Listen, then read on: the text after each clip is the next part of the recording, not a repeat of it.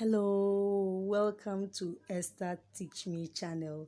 Today we are going to look at a different thing altogether. We are going to learn some objects in the Akan language. Hope you enjoy the lesson. We are starting with spoon, atare, atare, knife, sikahin, sikahin,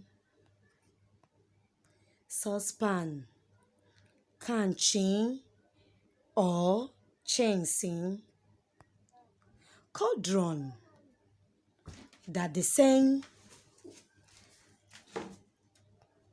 ladle, kwankra, cup, kruwa,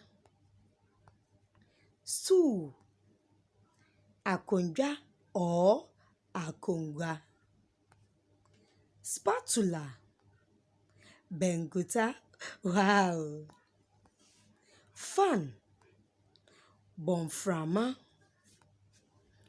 wooden masher, tapoli, basket, kenten,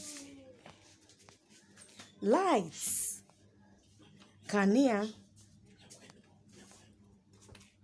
comb, afin,